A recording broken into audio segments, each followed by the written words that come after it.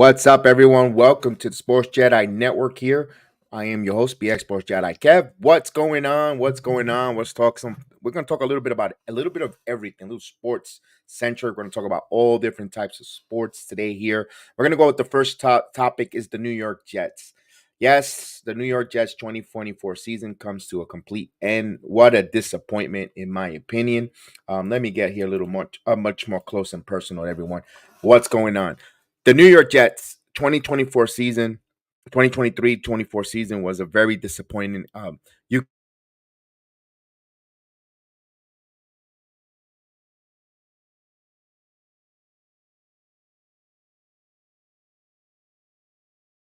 where they actually were going to be over 500. They were three. They were what 4-3 at one point.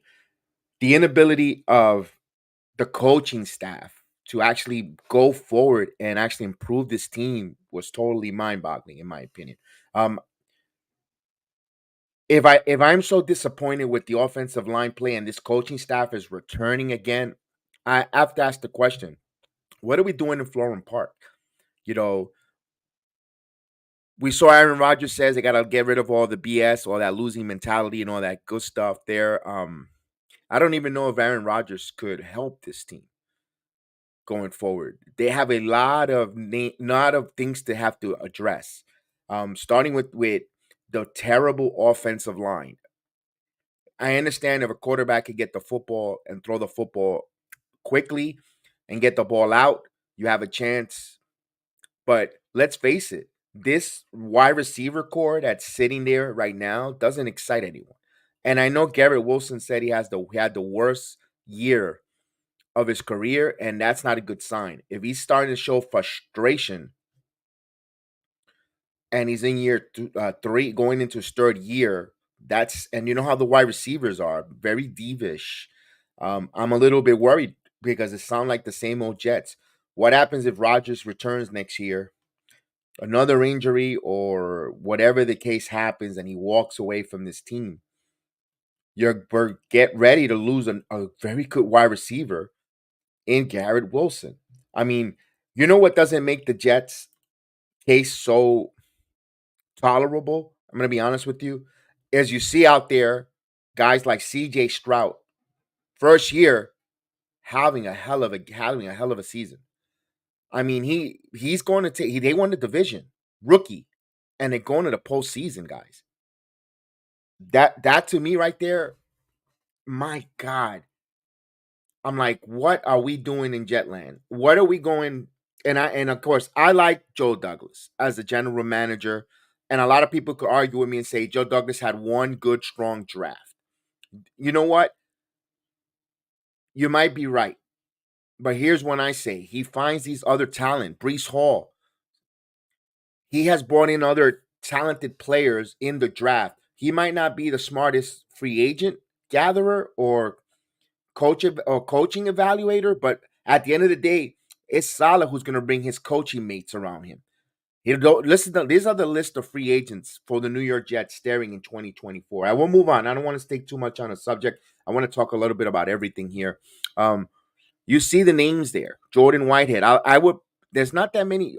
Ashton Davis, free agent. First and foremost, Solomon Thomas, the veteran. It's got to be a really team friendly deal if you're bringing Solomon Thomas back. I don't believe Randall Cobb will return. I don't think Brees Hall will be returning. Billy Turner, see you later. Trevor Syrian, adios. Brett Rippin, nice to know you. Thank you for warming up the bench. But you have to bring back your punter, who, let's face it, was your valuable player on the team. Brees Huff is going to be an important, but he wants to get paid. We might not be able to afford Brees Huff. Makai Becton, go bounce or go be a usher at a church. See you later. Greg Zerline, you bring him back, but although you know how they do with kickers, they might sign another kicker, and that's it. And Cover McGovern, you want to keep your offensive line somewhat intact. McGovern was hurt, but McGovern on a team friendly deal. You want to bring him. Dwayne Brown, adios, see you later. Enjoy retirement. And those are the names I will bring back if I'm the New York Jets. The Jets are going to be picking 10th in the draft. They'll have plenty of time to see what or how they're going to evaluate the draft. Do they see the defensive tackle, the left tackle, excuse me, from Notre Dame? Do they go with a pass rush if they don't want to sign Brees Huff? You have Jermaine Johnson. You have Will McDonald. You have Quincy and Quentin Williams. Maybe Jamal C.J. Mosley might get cut, and they might go a linebacker out. A lot of different things can happen for the Jets. This is just the beginning. I'm happy we beat Belichick on his way out, although reports not been official that he's returning to New England. If he is or isn't, the 15 game losing streak is over. You turn the page. You want to build something on 2024, you broke the streak. And for Salah to come out and says that everyone's returning, even the offensive line coach, gives me a little bit of worrisome, Jet fans. I am a little worried because you should have made a change at your offensive line. Shake up the coaching staff a bit. Wide receiver coach, these wide receivers show no separation whatsoever route running. And I understand it's the offensive line. Everyone wants to push the offensive line. That's why the offensive line coach should have not returned, in my opinion, for the Jets. We'll see where the Jets go. I'm happy they beat the Patriots. Or whippy do, they get 10th. Let's face it, the Jets dictates that they're not going to take a quarterback. Everybody would like to get Penix. If Penix is available, you have to think about that. If you're the New York Jets and Penix is there, and would you contemplate trading back some, depending what team is desperate to come out? Because one thing Douglas has shown us, his ability of finding those talent in the first round. Jermaine Johnson. I mean, the list is on. That draft was phenomenal draft for the Jets, who are their core right now, that we're seeing playing well. I'm a little torn with that. We'll see where the Jets go. I know the names are out there for head coaching. They're not going to change the head coach, Jet Nation. As much as I would love them to change the head coach, they're not changing the head coach. They're not. They're not doing it. They're not moving on with it. They're not making changes on the coaching staff, even despite Honey winning that amount of games they did. Another team, our tenants, the New York Giants. They made a nice move. They're quickly got rid of their offensive line coach, special teams coach. They're going to keep Wink Martindale, and their offensive coordinator are both returning to the New York Giants. That's a good move for the Giants. Winning organization, although you could debate with the Giants if they're a winning organization or not, especially in the short time. Last year they won a playoff game. They were in the semifinals. We've seen they won 2 Super Bowls in the last 10 years. All that good narrative with them, but they make moves. Keeping both coordinators back with Daboll. You saw the New York Giants at the end of this year improving. They kept getting better.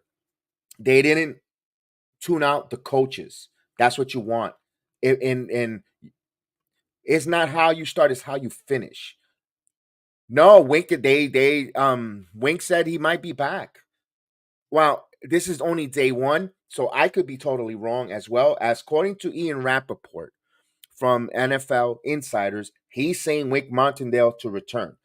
So we might have to wait to see. But my point is, if they do bring those coordinators back into the fold, that's a smart move. You want to make the changes on the offensive line coaches and all those special team coach. They even talking about bringing former Joe Judge as a special team coach in return. I know Giant fans were like, "Oh my God." There was a reason why Joe Judge became a head coach. And I know New England has some good players. I think the guy knows how to coach. If you leave him to a specialty like a special teams, it might work for the Giants. Now the question for the Giants was that Saquon Barkley's last game. He was franchise tag. I don't see the Giants giving another franchise tag to Saquon. Oh my goodness, that's like a hero's welcome. Antonio Pierce. Personally, I hope Antonio Pierce gets the Vegas Raiders job, but I think Raiders, they want to bring that big name marquee. If he's available, Antonio Pierce, and let's say Martindale decides to move on, that's a name that you would love to bring. First of all, it kind of eases the Giants' ira or anger on letting Wink go. Let's say Wink gets another opportunity, says I'm going to go elsewhere, doesn't want to. They say there was a rip with the head coach Daboll, and he wants to move on. And you bring in Pierce, if he doesn't get the head coach job, right there, that's a ground that the fan base will ease the blow I'm bringing in. He did get those Raiders to play and play well. They were very motivated. It seems like the players around him gravitate to him. They like Antonio Pierce, former Giant, of course, winning the Super Bowl. We have great memories if you're a Giant fan of Antonio Pierce. It'll be interesting. The Washington Commanders job is out there. If you pair an Antonio Pierce as a head coach along with Bieniemy as an offensive coordinator, although Bieniemy wants to be a head coach, let's say this new regime in Washington, although they sign Myers. I don't know why they bring an NBA guy in with along. Of course, they're going to bring some other NFL minds to make the decision for a head coach. Apples is apples and oranges is oranges. Because listen, when I got a toothache, I don't go to a cardiologist. If my heart hurts, I'm not going to the dentist. My point is, stick with the Browns tried that years ago, and look where they were bringing in a baseball and analytic guy to try to help him run a football. Let Myers do NBA and let the NFL do NFL. I don't get that, but that's why certain organizations stay where they're at, doing dumb move. Bob Myers is a smart man when it comes to the NBA world. This whole different, still sports, professional sports, yada yada. I get it, but they're two different entities. Leave it alone. But that's the Commanders. That's better for us. Rob Rivera's out. Arthur Smith is out for Atlanta. The Artie party is over for the Falcons, although he was upset that he felt that the Saints ran it up the score on them. Well, why don't you just go out there and have your team play? Don't embarrass yourself, and you won't get the scores ran up on you if you're Arthur Smith. You were out the door. It was just I guess must have been a frustration move for Arthur Smith. The Giants will have some more money under the cap. What positions will they upgrade? Especially everyone's eyes. They're gonna pick six. Will they draft a quarterback? I think the Giants need a quarterback. Daniel Jones coming off the injury. A lot of Giant fans didn't like Daniel Jones, and last year he did play above and beyond the means. It was exciting in that playoff game. Some people could say the Vikings were terrible defensively. That we saw the defensive coordinator got canned immediately that game was over. The Vikings were not a good defensive team. Daniel Jones, we know what Daniel Jones is. I'm gonna ask you, Giant fans, do you really want to see another year with Daniel Jones under center? That's up to you guys. When you could see around the league, C.J. Stroud winning a division, Jordan Love, and how embarrassing and how much egg does Rodgers have on his face? You know what?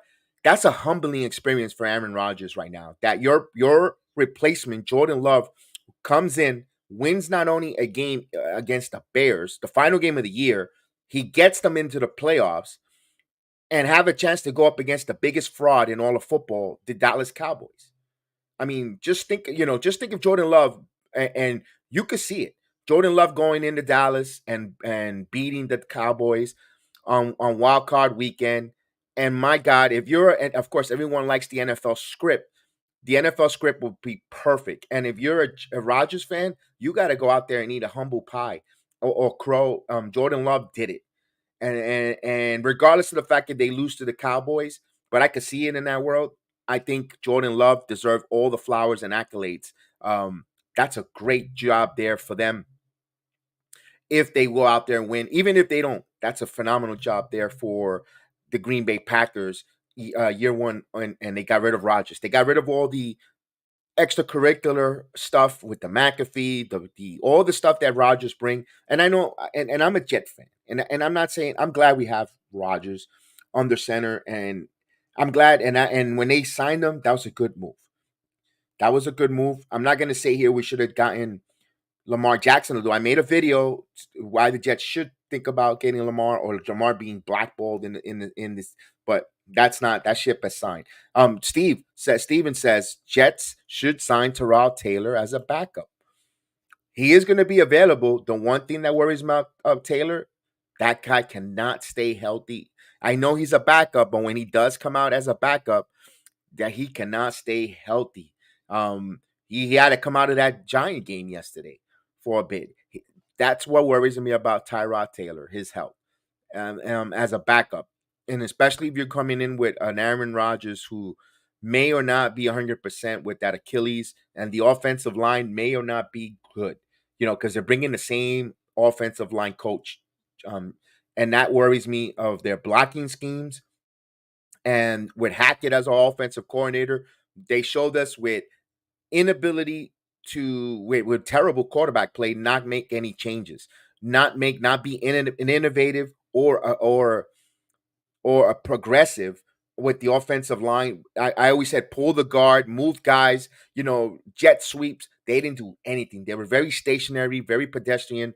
And with Tyrod Taylor physique and even Rodgers, I'm a little worried to bring a Tyrod Taylor as a backup. It'll be interesting to see what names are out there. Hi, Brandon. As we move on here with the Jets Giants, I want to talk about something that right now it's really really fun.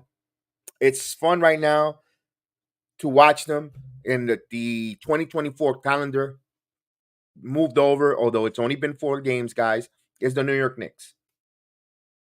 Since making the trade, I know a lot of Knick Nation got so worried, bothered, irate, because we saw, and I get why Knick Nation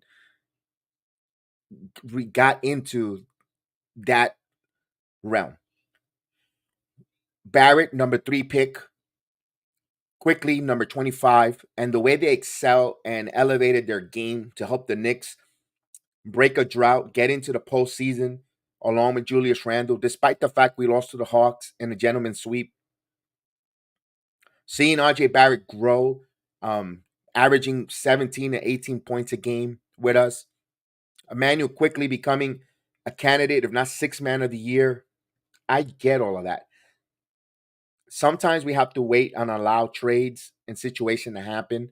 Right now, it looks like it sparked the New York Knicks right now, like the way Josh Hart did last season.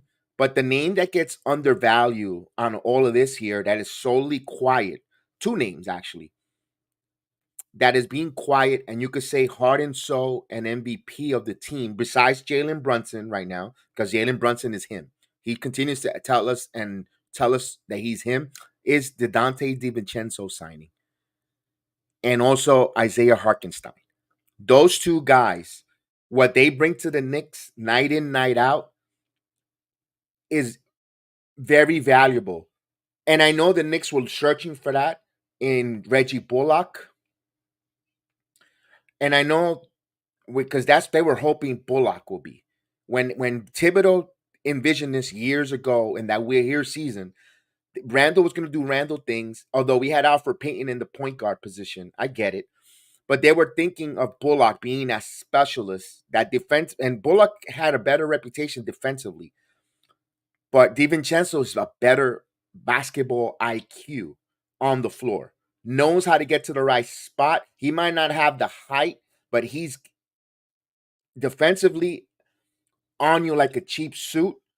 He's knocking the ball out, active hands, always pursuing, not leaving his man open, following. Bullock did the same to the Knicks for a degree, but DiVincenzo is a much more offensive weapon. That's helping what Tom Thibodeau's envision and system is about. Remember, Tom Thibodeau's offensive scheme it has to do with read and react. Remember that? Remember that we were complaining about that read and react. You read the defense and you react to it. Either you find a cutting man, you swing the ball, or you cut to the basket with the floater. And if your floater is not there, your offensive rebounding center is going to be there. Well, either Hartenstein, Mitchell Robinson, and Jericho Sims. That's why the system is working. I got to give Leon Rose credit where credit is due, not making foolish trade, not knee-jerk reaction years after year. He made a move. It's a little bit unpopular to a degree, but it's working because he's bringing people to fit the system. OG Anunoby is, and despite not scoring, his scoring prowess is down from what we're getting from a Barrett and Emmanuel quickly, but he brought people to fit the system, the read and react system, because when players like a DiVincenzo or Brunson are driving to the basket, there is the guys cutting. And also you're utilizing your center in Hartenstein when you brought him into when his scouting report, when you brought him in as a free agent, was a very good passing center who could hit the three, who could spread the floor. Remember, he could spread the floor, was Hartenstein's reputation coming over from the Clippers.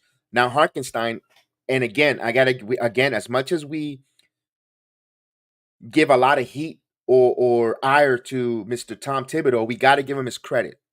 One of his credit for Tom Thibodeau, whenever he gets these centers, and they always flourish under him.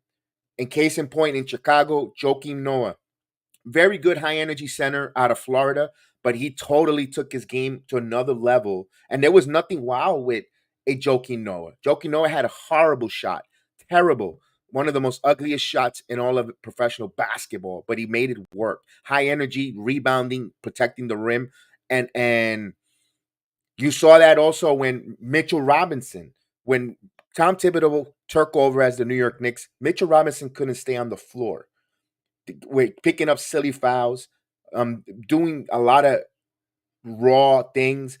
And Tom Thibodeau, and of course Kenny Payne. We got to give Kenny Payne credit where credit is due, and the Knicks' whole entire coaching staff to help mold a Mitchell Robinson to the defensive player he was. Then we know he goes down. In steps in Nolan's Noel, another center who never lived up to potential coming out of the draft when he was drafted for the 76ers. He never drafted or never panned out to be that high draft pick, lottery pick. Nolan's Noel, journeyman, of course, but I don't think he's in the league right now. But under Coach Thibodeau and Kenny Payne, and on that defensive scheme, protect the rim and do what the Knicks got a 4 seed. He played and he was a catalyst, an anchor in that defense for the Knicks that year. Let's not forget, playing extremely well. Of course, Taj Gibson has made an NBA career with those fundamentals wherever he has gone, but mostly flourish under the Thibodeau system for developing the centers. The same is going down here with Isaiah Hartenstein.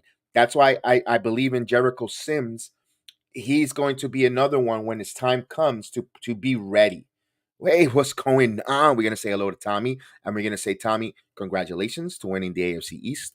Of course, he has a date against those terrible Tower Steelers. Let's go. Good luck to you guys, Bill Mafia. And of course, when we're talking about the center on Tom Thibodeau, the way he's developing the center position, you see it now with Hartenstein. Hartenstein now is becoming not just a center who rebounds. He's averaging almost 20 in the last 3 games, almost 20 rebounds a game. Unheard of. The assists, he could swing the basketball. The basketball doesn't die or stops in his hands. It's going to get moved either to a cutting player or someone in a corner, even when he puts the ball on the floor. That's a good sign. The team sharing aspect of the Knicks, it makes you excited. Now, we saw when guys get healthy, things happen. Taj Gibson, his contract was going to be guaranteed as in a few hours. The Knicks made a tough decision in waiving Taj Gibson, although I believe Taj might be a part of the Knicks coaching staff. The Herb Williams status, always good to have that mind there. Brooklyn native, keep him around if he wants to be on the coaching staff. Richie Diacono's contract at the 5 o'clock will be fully guaranteed. They like to have that Villanova connection who could work, who helps. He's like a coach on the floor as well. The Knicks have surrounded themselves with really smart basketball minds. It starts with Brunson. Again, the Villanova connection. Those guys they might not be the most sexiest players. They might not even be the top 3 lottery. They might not, but Jay Wright produced was NBA basketball fundamentals played right, utilizing all those guys' talents in that Villanova Wildcat run to stay and withstand in the NBA league. And Brunson just took his game to another level in New York, plain and simple. We see it with DiVincenzo, who I say is one of the biggest New York free agent signings in quite some time, for him to come in here quietly, come in and play along, and he just continues to get better. for DiVincenzo. We saw him have a career game under the Knicks, flourishing under the Knicks. We see now Brunson becoming, it should be an all-star, should be a starting all-star point guard.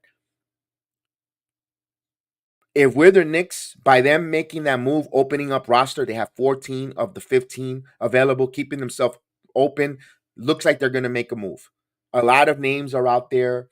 A lot of insiders like to put out names so you could create the traction or the fan base to speak and to hear that, and so certain teams could reach, so certain organizations that listen a lot to the fans, knee-jerk reaction to what the fan base is saying. um the clickbaiting begins when it comes, of course, we're about over 30, you could say 35 to 40 days before the NBA trading deadline becomes official. You won't be able to make any trades. Things are going to start heating up. The Devontae Murray names, Donovan Mitchell's name, and of course, here's a big thing. And let me read another comment. Brunson has a big team impact than he was when then DeMelo was traded. Yes, and I know that's a comment that a lot of Knicks fans will be like going to be raising their eyebrows, even get upset, Steven. But you're true. The statement is also true. The impact of the point guard, Brunson, elevates everyone on the team. And if you're a superstar, then we want to call Brunson borderline megastar, and I said it. You don't have to agree with me. Of course, not everyone agrees with everything I have to say anyway. Um, Brunson is on a borderline of a megastar because he elevates everyone around his team. Randall continues to get better, and Randall played extremely well on the We Here year because there was hardly no fans. We had that. We spoke about that. Also, there was no high expectations. Then the year after with expectations, you saw the flop. You know, the irate, the thumbs down, all that. But now when Brunson came aboard, Randall continued to elevate it. And also Barrett elevated. Mitchell Robinson elevated. Everyone on the team played better and elevated to a levels that we were like, wow. Even Emmanuel Quickly working with a Brunson on there. That's what you call an impact player. Carmelo, top 5 scorer of NBA, Hall of Famer. Don't get me wrong; it's not unlocked. I've got his jersey. I love Melo. 3 to the dome. But Melo didn't help elevate their team for longevity. That one year when, of course, that block that really set the franchise back for 5-7 years from Roy Hibbert was the reason. Was the reason there. He didn't manage to get elevated, and of course, we could say insanity didn't help. It was a flash in the pan. And by the way, what a travesty who said that Brunson was a 1 year insanity. Who that person who tweeted that, dude? What are you watching the basketball with? Your eyes or with your ass? I asked that question. That's a terrible statement. Brunson has been doing this since the collegiate level. National champion. Come on. If you want to say you can't compare him to Linsanity. Linsanity, yes, he was good in Princeton, but didn't impact the Princeton team in the tournament like a Brunson was a point guard there. Going into Dallas, where you had megastars around him like a Doncic. Before that, I believe he played with Dirk Nowitzki to a degree, and he still was considered to work hard and be fundamentally strong with them. That was a terrible comment, but you know what? Each to each his own. Beauty is in the eye of the beholder, in my opinion. Brunson has totally taken this team and elevated and taken his talents and taken it to another level, which that's what you call an impact player, Stephen. I really enjoy seeing Brunson play out with the Knicks. Besides DiVincenzo, Brunson, one of the best signings, free agents of New York sports right now, at least for the Knicks basketball, finally, because we have signed some really bad contracts, Knickerbocker fans. We have signed some really terrible contracts, head scratchers, or guys we thought was going to work out, didn't pan out. Right now, that's a step. And you could even say Julius Randle, to a degree, has been a very good, strong signing for the Knicks. The story is still not there to be, not finished yet. Story to be told. What the Knicks will do to bring into this team, what to add. First and foremost, I would not give up Mitchell Robinson this season yet. I know people want to trade him because he's injured. Everyone forgets the impact of what a Mitchell Robinson brings when healthy. That's the only thing that irates me or bother or frustrates me is, and I know he gets angry and frustrated because you can see on his Instagram post, always, he knows that he has a stigma of being injured, but his impact on the floor for Mitchell Robinson is unmeasurable. But he has to stay healthy. He has to stay healthy, especially this year where Hartenstein is entering free agency, and he's continued to play extremely well here. And if he finished the year, I don't see why not playing, not just being considered maybe third team all defense. If he continues to play and rebound the way he's rebounding and playing well, do the Knicks make a pivot and think about? And that's why I say in the summer, I don't think they should trade him in the trade deadline, because what you're going to get back is either a Murray or Mitchell. Now, I want to give people credit to some of my chat members that does well on the Return of the Knicks podcast. We do the watch alongs here. If you're listening to this for the first time, we do a lot. We do a lot of watch alongs. I do watch alongs. Whatever major sport is happening currently, in the season right now. We're in the basketball season. Jets finish.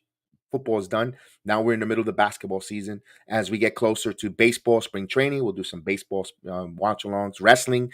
Tonight we'll have the wrestling Monday Night Raw.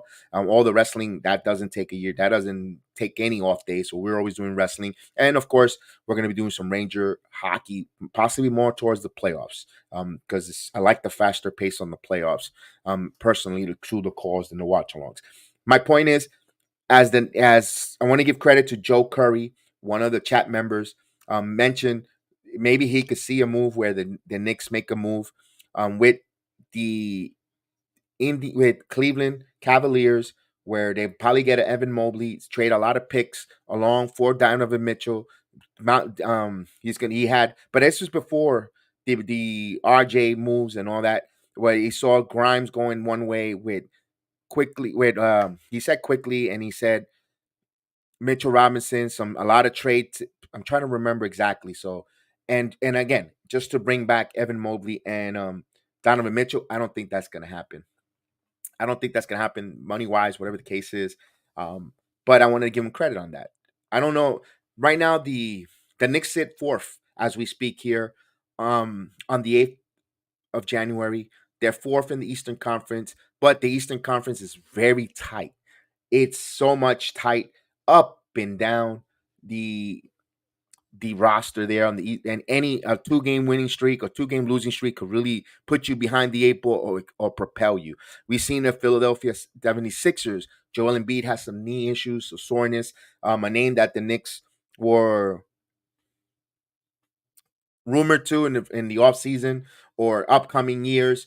What scares me, Joel Embiid, exactly what that is. That knee soreness, where he comes to the organization and his knees are so bad with so many minutes that we can't capitalize on bringing him here. Gave up so much, and then it sets back stuff. Remember, these trades, when you want to get these type of franchise impact player, could go either way. It could propel you into the NBA finals or conference finals, or it could really get you back either to purgatory or cap or lottery status. That's why it is so hard to make those moves. And I got to give credit to Leon Rose for pulling that for the Anunoby. Anunoby, again, not averaging the scoring prowess that we lost, but boy, the Knicks defensively, their defensive metrics just went up, holding, back. And one thing that was very, very impressive, they went and took care on Friday the 76ers, and then they go and they beat the Wizards. And where the Wizards came back down by 5, when the Knicks had a big, comfortable lead in the past, the Knicks will find a way for allowing the Wizards to even either tie the game or even take the lead before winning by an ugly win, maybe by 5.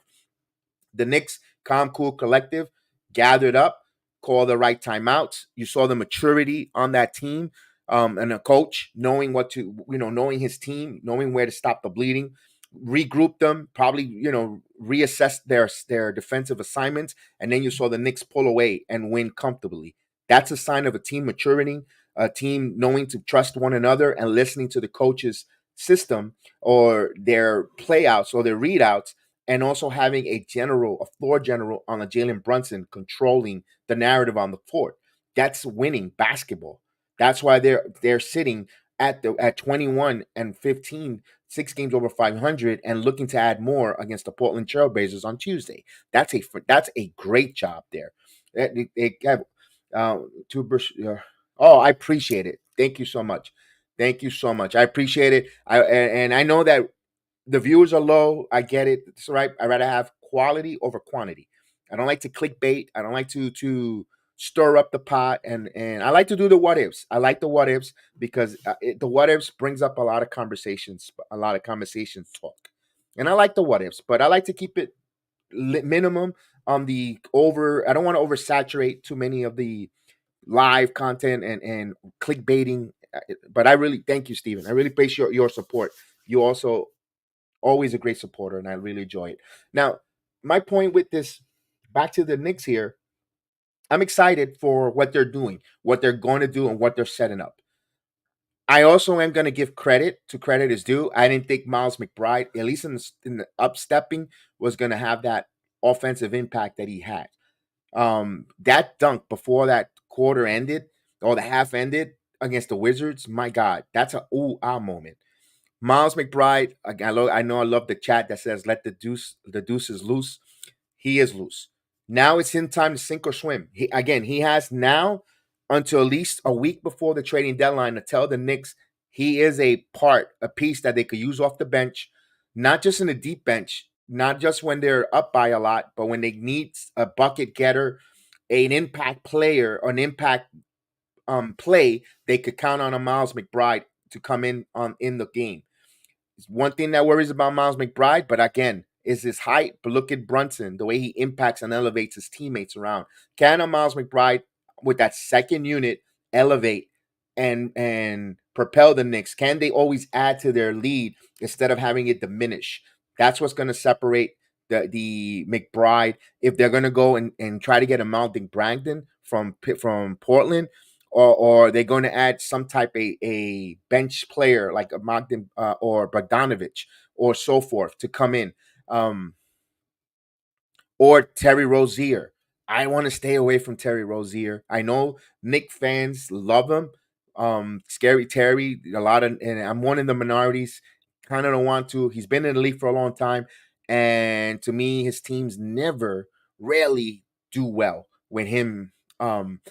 Yes, he's a bucket getter and all, but he's always on some bad teams where you're going to have opportunities to shoot and get numbers. When you're playing against, when you're in a good team, when you're in a good team oriented, you play against the best defense. You don't see those numbers. To me, I would stay away from Terry Rozier. Personally, that's just my preference. And I go, well, you don't like anyone. No, I do like certain players that fit. That will play.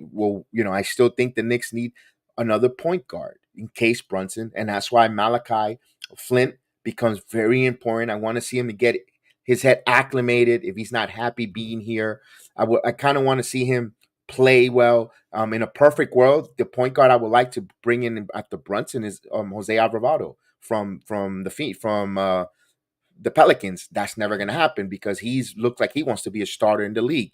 That's Alvarado will be from Brooklyn native, would have been a good pickup as a backup point guard for Brunson, but he's going to want minutes.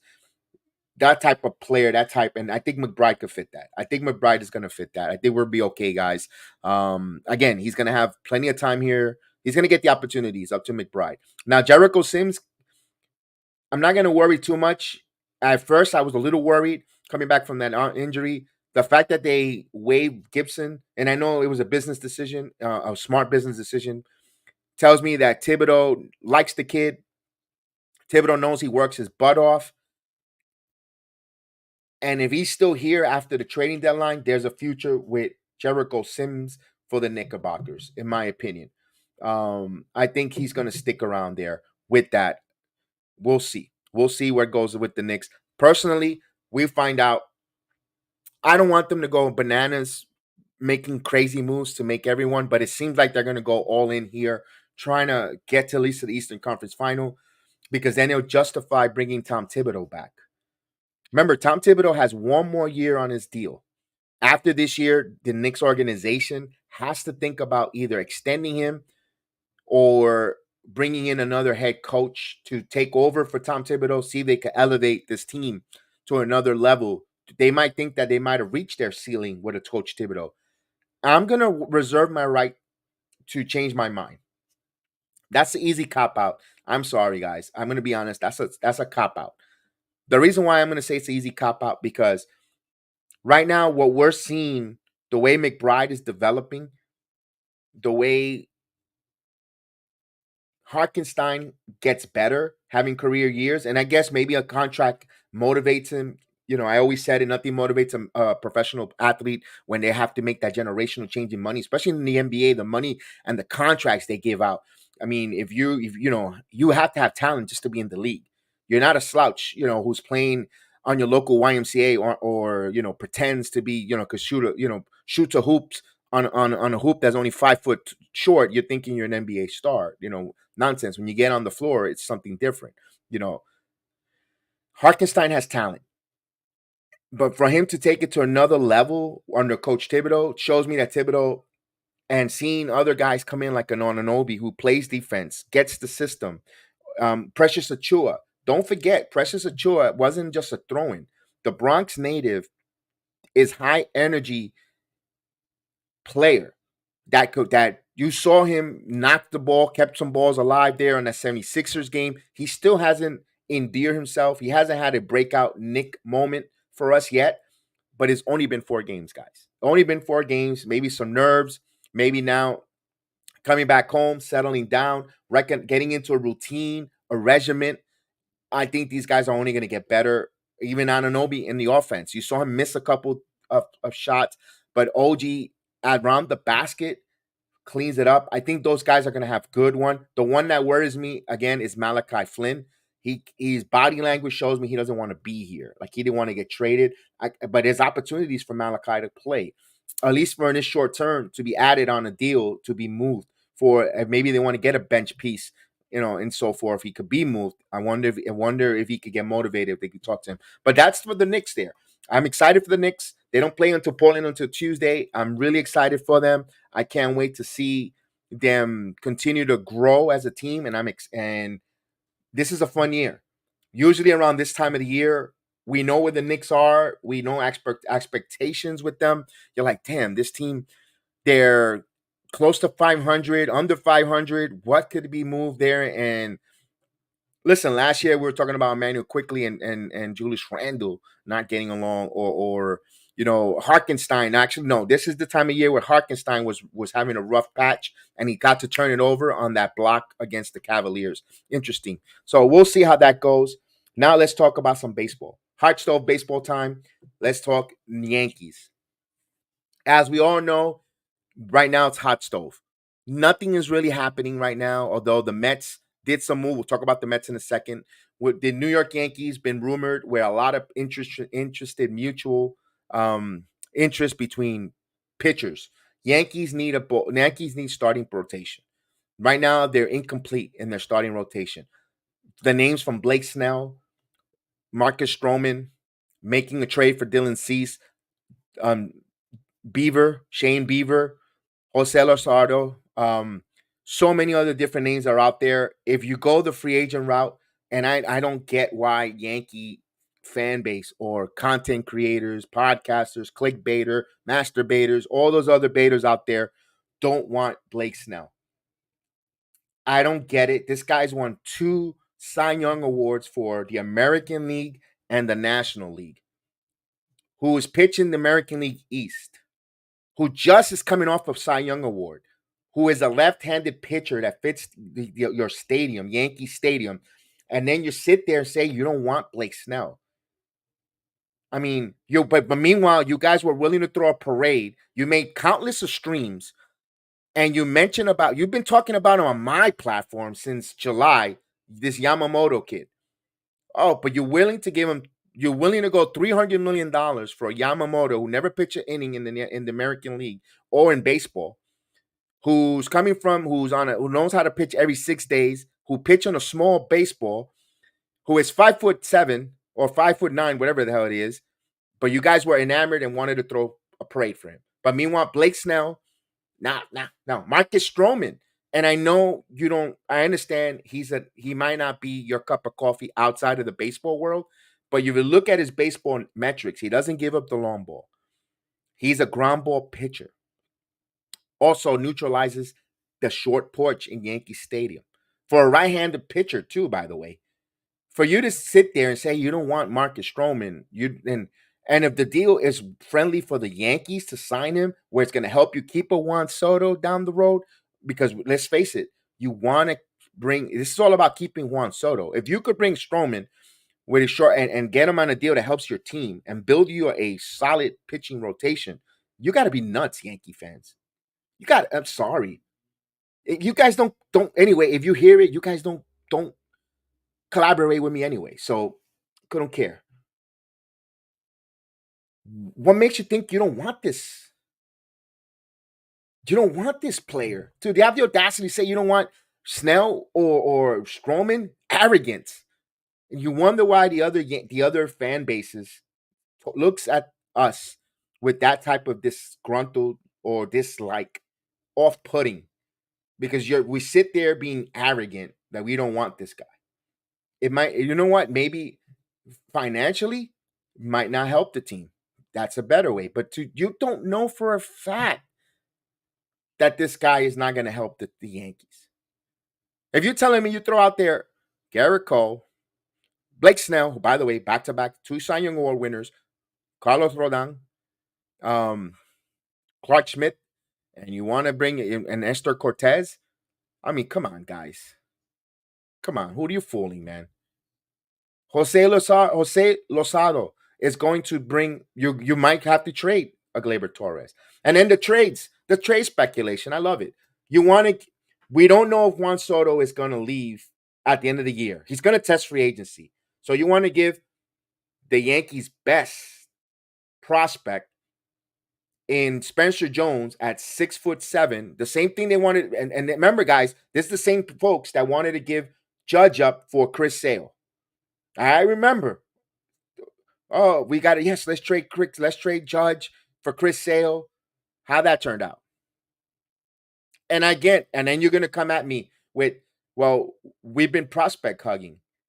We prospect hug Andujar, Frazier, Bird. I get it. We did. But the one guy that we didn't prospect hug that turned out was Aaron Judge, who could easily say the second best or the best player in baseball right now.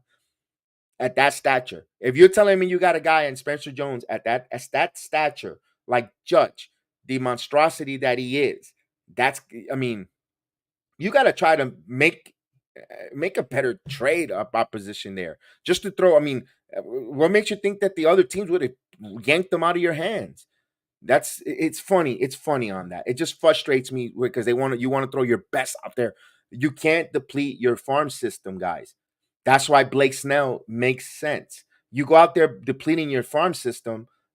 Soto leaves. Let's say he doesn't seem enamored with the Bronx, or there's other teams that was going to pay him the 700 million, and they're going to defer it for the next 45 years, and the Yankees are not in that. We're not going to defer it.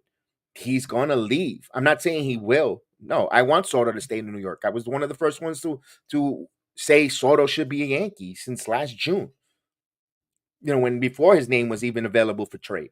You gotta go get Juan Soto. But you gotta also, and I'm glad the Yankees operate where the what if he doesn't stay here and have contingency plans. If it for us, we'll trade everyone immediately from the minor league system to get this one for this one, and then that's it. And then we're screwed if he doesn't pan out. The same thing with Carlos Rodon. We don't know if he's gonna come here being injured. Rodon had a history of being injured. Rodon had a history of not staying healthy. It's the same thing we would have signed Chris Sale that went to the Braves. The Braves got pitchers in case Chris Sale doesn't pan out or is injured. Then you know what? They got a number one and number two. They have some pitchers. If the Yankees were to get Chris Sale, that would have been a disaster. That would have been a huge disaster. I don't get it. I don't get it. I want to know the reason why Marcus Stroman won't fit in New York. Because he writes up, because he blocks you on Twitter. Is that the reason why? He blocks you on Twitter. He blocks fan bases on Twitter. He's not going to work in New York. Did you see his stuff? I'm not saying he's an ace. I'm saying Marcus Stroman is a number three, solid number three pitcher who's going to pitch over 100 plus innings. He's not going to give you the shenanigans. Who's going to be drunk in a clubhouse? But meanwhile, we cheered when the guy threw a no hitter, a perfect game. We cheered. Who slapped his wife? But we cheered. But Marcus Stroman, because he blocks a few people on Twitter, he sucks. He's not going to be good for the Yankees. Come on, people. See with your eyes, man, not with your heart. That's all I got to say about Marcus Stroman. I think he'll fit well in New York. I think he'll pitch well. He's a local kid. Oh, he pitched for the Mets. How did that work out? He pitched okay with the Mets. It was the other stuff. I think Stroman will work. You'll be crazy to want to pick. But meanwhile, you wanted to get a Japanese player who you don't know how he's going to throw in the American League, in the United States baseball, who never pitched at all, and who you don't know how many innings he's going to get if he's going to break down. You guys want to give him 300 plus million. Okay. Yeah. That's why Jordan Montgomery isn't returning, by the way. We got to be careful. We have to see what talent is talent. This is not going to be a popular opinion. And ask me if I care. It's not a popular opinion. At this point, I'm going to be real and honest. I wouldn't want to bring Jordan Montgomery back. No way. You had him here. You misused him. Let him move on. That's why you go get proven talent. You bring Snell, who's a proven talent. He's a talent. And if you still want to make a trade because you got it, listen, at the end of the day, you got to get rid of Gleyber Torres. Torres is going in his final year of a walk. The Yankees are not going to sign him long term. You want to move Gleyber Torres to Miami. You bring Luzardo, and you want to sign Snell. I'm good with that. And you want to have, and you even want to, if you have to kind of move Nestor Cortez, I wouldn't want to. Part of that deal to Miami, you're bringing two players that they could market Miami in Cortez and Torres and a minor leaguer, and you want to bring that left-hander Luzardo, and you want to bring in, you could make a move like that, Yankee fans. That's the type of moves there. Although Torres and Nestor's a lot from Miami for that one pitcher.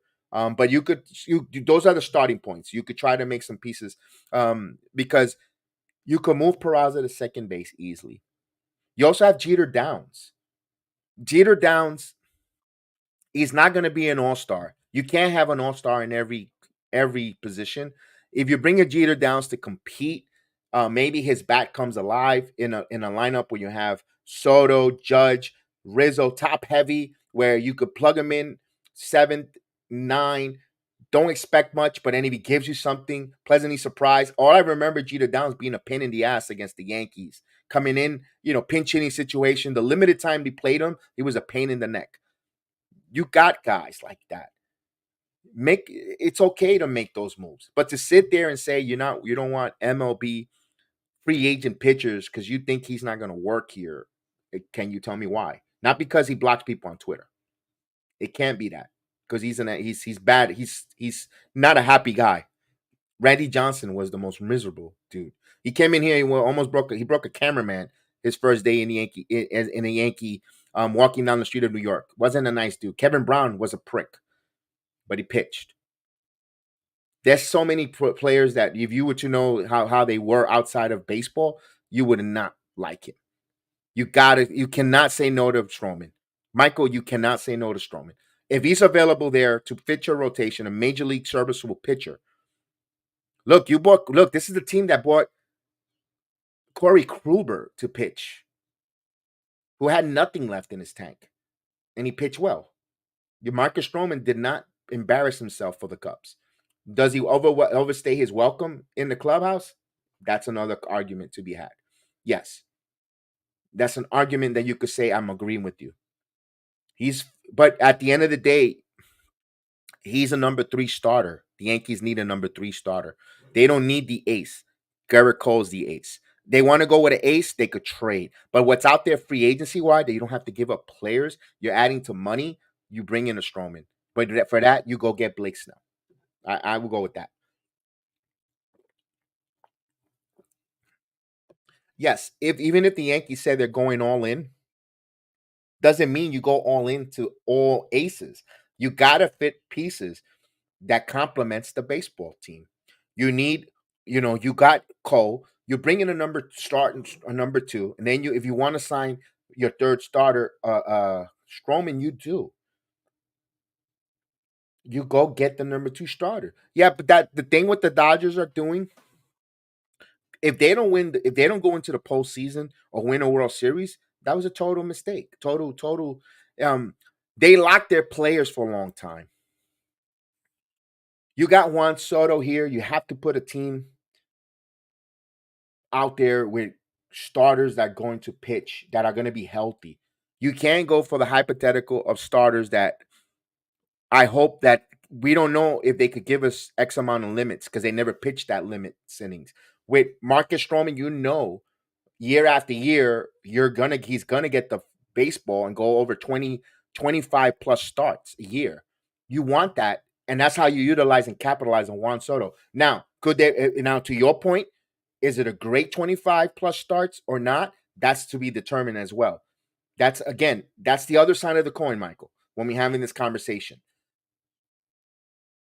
We don't know if they're going to be quality starts. But damn, if you got a pitcher that's pitching over 25 starts a year, that means he's giving you some quality. Also, Snell. I know everyone goes, oh, we can't go with that, Michael, because of that. His beliefs. You know how many? I mean, come on. If you want to go about those beliefs, and you want to take about that, they had a off-putting racist beliefs. I mean, if we were to know about some of the Yankee legends, will never see them ever again the same way. So I'm not going to go with that. What they do in their private life, that's their private life. I want to see what they do on the baseball field when they put on the pinstripes and get employed by the New York Yankees. What they do when they get to that stadium and when they reach 161st and River Avenue, that's who I care about. Um, they have to conduct themselves as professionals. I get it with the Yankees, but to not say I don't want Stroman for that reason. Do we know him? We don't know Michael Stroman. Now Bauer. That's a great one. Bauer. Here's the thing. Not because of mistakes, Steven. I wouldn't want to Bauer on the Yankees. He hasn't pitched in quite some time in Major League Baseball. I believe it's going to be his third year away from baseball, guys. That's a long time away from a Major League pitching. Um, it's like saying bringing back Matt Harvey now. Invite him to spring training and have Matt Harvey pitch. And we were like, I wouldn't want Matt Harvey. He's out of baseball for a while. Yes, I understand that he pitched in the Korean League and or in the over in the Far East. He was actually sent down at a minor league in those leagues. Worries me about Bauer. I think his arm talent or his skill set has really diminished a lot for major league level. That's why I will stick away from Bauer. Now, what about his acquisitions outside of baseball? He was cleared. No other stuff. Right or wrong. He doesn't have the talent. At the end of the day, I don't think he has the talent to want to warrant him back. Now, if he was able to pitch and pitch well and have an arm and scouting reports tells you that this guy arm is lively and can help the team, you have to think about that, regardless of the fact. It's the same thing with Chapman. Chapman fell in the Yankees' lap because the Dodgers did not want to deal with the situation that happened in Miami with his wife. The alleged situation or whatever happened there, he ended up with the Yankees. We brought him in here. No problem. Domingo Herman, no problem. I mean, it doesn't mean, oh, because we did it for them, we bat an eye, look elsewhere. At the end of the day, if the player has talent and could benefit the team a lot, and not just the Yankees, all of MLB will bring that guy back in. Okay, there you go. Sorry, but by getting Soto and not improving the rest of the team is a failure. But you jump because we're not getting your wish list. Um, because someone else is buying the groceries, it's a failed season. It's not improving. You got the best. You got the most. You got the generation. The one of the best generational young left-handed hitters of all of baseball on your team. You made a trade. They did something. They did something. They went and got the best player. Last year, they got the best available left-handed arm or best pitching available in Carlos Rodon. Didn't work out. But that's not the Yankees' problem fault. The problem is they're not working out. When they come here, they don't work out. They went and get the best play. They got the best pitcher in Rodon. They got the well, you wasn't saying that last year. Rodon sucks, but you guys were going bananas. The amount of streams, and I love about YouTube because the receipts are there. And you can watch any other body stream from Joe Blow to Baba Booey to Rich or to your sister's ass. You see all their streams. Rodon, Rodon, Rodon. They love it. They were throwing parades. Now you guys think Rodon sucks. You can't be flip. You flip flop more than a transvestite hiding his penis. Seriously, seriously, the flip flopping you guys do. Seriously, I mean, you don't. Rodon again. He's a mystery. Rodon is a big mystery in my opinion. When he's not injured, really good pitcher. But again, that happens a lot. That happens a lot with him. There's a history in Rodon. Do I see Rodon being a Yankee number 4? Yes. That's why it's important for them to bring Blake Snell. You're making my point with your comments, and I thank you, Michael, for putting the comments in the chat. You're making my point on why you should not poo-poo or disregard bringing a Snell or a Stroman here, or even both if they could afford it. Remember, the Yankees have spent ugats in free agents, and they improved their team immediately. They improved their team because while you're saying they haven't done anything, they moved an Esteban Florial for Cody Martin, who's going to help them with innings eater in case an emergency starter, building depth in the pitching staff. Even though he might stink, he might not be the Cody Morris. Even if you think he sucks, but he's innings. In case of an emergency, you put Cody Morris to start a couple while someone goes on the IL. Spot starter. That's a good move. You're not going to have so if you're telling me for emergency starter, you want to bring in you want Beaver as your number 7 starter? Yankees and a winning organization needs 7 to 8 starters. And if the first 5 are your top of rotation and guys who could be interchangeable in the bullpen or in your minor league system and that you could bring up and down, that's smart baseball. You can't always have everyone. You're not going to have 5 aces. It's rare where everyone hits the 5 ace status. Even 3. Look at the Braves. You could arguably said they had 4 aces, only 1 World Series. It's a team. This is the ultimate team concept. Build a team correctly. How do you build a team correctly? Good starting pitching, up the middle defense, and you have a good strong bullpen. Now, I'm gonna agree with you, Michael. Yankees haven't really solidified the way they normally do with their bullpen. Josh Hader's sitting out there. Hader's a name you want to bring in here. And the way I will bring Hader in here, it depends on the years and the amount of money that he wants. You're not seeing a lot of teams out there running to Hader. Might not have enough suitors for a Josh Hader. Maybe they know something that we don't know. Name wise, he sounds sexy. He sounds phenomenally sexy, but you don't know what's available there. You don't know why teams are not rushing to a Josh Hader. He hasn't really had any offers. So you got to worry about Hader as a reliever out there. You're gonna have to probably make a trade I know Class A, but I don't know if the Guardians are willing to break things down. We're talking about Beaver now, and then Class A. I don't know if they'll. I don't know if Guardians are willing to move part. Now Pittsburgh, you want to try to get no. Clay Holmes is in a closer, Michael. I've been agreeing with you with that since last year. Clay Holmes is not a closer anymore. Clay Holmes had a one good year as a closer. He pitched phenomenal, and did not live up to the bill. That's a 1 year wonder as a closer. Is he a bullpen arm that you could count on? Yes. And of course, and I'm glad you mentioned Verdugo. The Yankees are getting back to being balanced.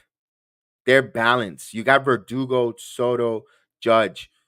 Don't forget Stanton. Everyone put Stanton as a slouch. Stanton is still a threadable home run hitter who right now needed to be a carrier of the offense. He's a great piece. He's becomes a luxury. He and Stanton becomes what's become your luxury car. Everyone else is important parts, but Stanton is luxury because when he's on, boy, he's going to be a terror on American League or Major League Baseball pitching. The rest of the guys are your nucleus in Stanton, Judge, Verdugo, and of course LeMahieu. LeMahieu is a big important. Can he bounce back? It'll be and Volpe. Volpe has to be Volpe. I want them to kind of make. He has to be a table setter. Volpe has to be a table setter either with base on balls, get on base, use his speed. Torres is going to have a career year. We all know it. I'm excited for that. Gleyber Torres is going to have a beyond career year where some of the Yankee fans might want to extend him. I'm saying, you know what? That's why I think he's gonna move on. I rather you sign Soto full blast and let Torres move on and let him get greener pastures elsewhere because we have depth in the up the middle.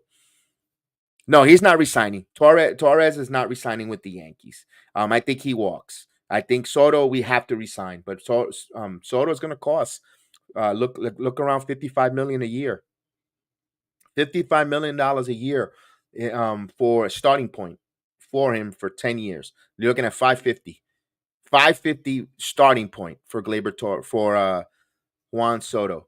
I mean, Torres have a phenomenal breakout year. Wouldn't be surprised if Gleyber Torres gets a 325 million for 10 years or 12, 11 years. Won't be surprised because he's going to have that kind of year. That's why I kind of want to see him play under that opportunity to try to have a career year because he's going to benefit from Soto. He's going to benefit from Judge coming back, and Stanton is going to and they're going to have really strong bounce back years. The Yankee offense is not going to be really an issue. The only thing that's going to hurt the Yankees is the speed, team speed. Which, although Verdugo not known for his big fleet of foot, but they'll run the bases well. With Jeter Downs as a possibly, I think Jeter Downs wins a role on this team. I think Jeter Downs wins a role on this team. I think Peraza either gets traded or he'll be kept at the minor league system, in my opinion.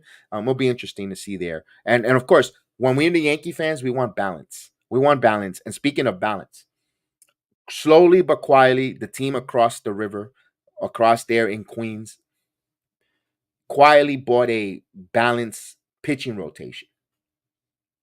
In a move, it's not going to be sexy. Maybe some people might purport to say dumpster diving or whatever. They put a strong pitching staff, signing Sean Manaea for a 2-year deal, a pitcher that I liked in the past. I'm very enamored with his stuff in the Oakland Athletic days. Lately, he's been fall off a little bit, but little injuries say his velocity has been increasing. Manaea going to the Mets on a 2-year deal. Nice starting five for the Mets with Senga, Manaea. They put a nice pitching staff for the Mets. One thing that I'm a little bit disappointed with the Mets in this offseason, seeing Teoscar Hernandez going for $23 million for a 1-year deal to the Dodgers. That's a player that the Mets could have used in their lineup. They need power bats, either at the designated hitter spot, who could play you DH, who could play the corner outfield. I was surprised that Teoscar Hernandez had no interest from the Mets. That's I'm a little bit worried. Wonder why the Mets were didn't make a move. The pitching. I'll tell you one thing. I bet you the Mets rotation pitches more innings than the Yankees. I bet you that much. And I'm a Yankee fan here. I bet you the Mets rotation as right now as we sit right now, without adding anything else, pitches more innings total as starters than the Yankees. I tell you that much right now. With the pitching, no, not knowing, not signing anyone today. I'm talking about currently right now.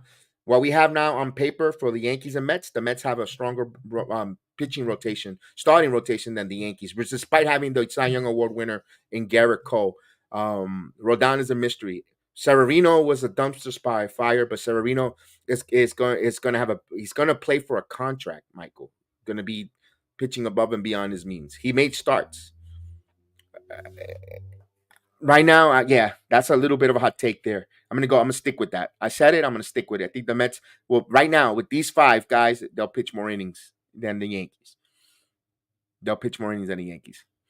But the Mets put themselves a balance. They still don't, Edwin Diaz is returning. Do they add bullpen arms? They're waiting for. They'll probably get some bullpen arms in there later in the as it gets closer. Once the spring training windows down to like 30 days to his pitchers and catchers to report these signatures or these free agents going to start finding homes. You're going to see it because guys want to get into their acclimation where they're going to go. They also want to know where the hell they're going to live. Free agents going to want to know because they have to uproot their family. Some of the kids got to finish school, get ready, school system, buying homes, the whole markets, all that extracurricular stuff that we're not aware of. But just say, they'll sign here. There's all that other stuff, uprooting of their whole lives, where they're going to live, their routines, and all that good stuff. I believe in about another week, things are going to start picking up in Major League free agency. Players are going to be signed, contracts are going to be offered. Team knows what the barometer sets on the big time names. I think once Snell gets signed, and Montgomery, then everything else is going to be avalanche because they're going to know teams right now think they have an opportunity there to sign players. Don't be surprised if the Mets sign Jordan Hicks away from the Yankees. Remember the manager there is Mendoza. They're going to want to ask him players that fits his coaching style, and he's got a lot of similarities to the Yankees. A lot of ex-Yankees. We saw Harrison Bader go to the Mets. I'm not a big fan of Bader. To be honest with you, they should have gotten to Oscar Hernandez instead of Bader. But at the end of the day, that's their issue. Is he going to be a good pick? Probably for the Mets. He probably will. He was under Mendoza. Knows what he played well under Mendoza. It is what it is for the Mets. The Mets, I understand the Mets offseason hasn't been exciting, but they're solid. They're solid, especially pitching wise. Just to give them a little bit of shine and love, but there's still names out there for them. Can they bring a JD Martinez to be the designated hitter? They're also talking about Dylan Cease, although I don't think the Mets have enough in their minor league system to want to get involved in the Dylan Cease sweepstakes, Corbin Burns, due to the fact that they just got Acuna. They just got some of these. They want to. Steve Cohen wants to build a farm system, and if you're going to trade away farm system to players, and he wants to cut some payroll. Also, you got Pete Alonso's contract coming up. Interesting if they flop, will they move Pete Alonso at the trading deadline? If they're under, I believe if they're under 15 games on 500, they will. Which I don't think so. I think the Mets are going to be there. I think the Mets are going to be this version of the Phillies. They're going to be, they're not so sexy, but when the dust clears, they're right there, ready to clinch and host a wild card game. You never know. And it's too early for predictions. It's way too early. It's only January. I'm not going to even make predictions. I'm just talking about the Mets. Wouldn't surprise me. Wouldn't surprise me with the New York Mets. And we'll see what the Yankees, back to the Yankees. We'll see what they do. There's going to be a lot of, there's going to be a lot of reports, a lot of speculation, and there's going to be a lot of podcasting, clickbaiting. So stay tuned. Get your popcorn ready. All right, let's go off with the last final thing here. ALB Wrestling. Monday Night Raw will be tonight. Monday Night Raw is going to be phenomenal there. Another kickoff there. We're going to have Cody Rhodes, again, Nakamura. And, of course, you're going to have the tag team champions, Kaden Katana, taking on Chelsea Green and Piper Nevin, a return bout there. CM Punk will be in the building in Portland, Oregon. We'll find out if Punk is entering the Rumble, or he is entering the Rumble. What's his first feud, or if he's going to have a feud coming out of there. And, of course, wrestling is thriving high. We get this Saturday will be TNA's pay-per-view or premium live event is Hard to Kill, where that's going to be a stacked card, of course. And of course, where Mercedes Mernay, aka Sasha Banks, show up. Everyone still thinks that she might be showing up Wednesday in Jacksonville, at the Daily Palace for AEW. Interesting enough, if she doesn't show up this Wednesday, she will be at the Rumble. Plain and simple. Because they're not gonna keep doing this every Wednesday, unless they're gonna purposely troll the WWE and bring her the Wednesday before the Rumble, so people think she's going to the Rumble, and then she shows up Wednesday before the Rumble at All Elite Wrestling. That's an ultimate troll job. We'll see. But I want to say thank you for allowing me to speak with you here, give you my thoughts, my opinion. Like, share, subscribe. You know what, you don't have to all agree. Everyone has an opinion and everyone has a thought. That's my opinion, my thoughts, and I'm sticking to it. May the sports be with you. I am Sports Jedi Kev. We'll talk to you next time. Thank you for everyone. Peace out.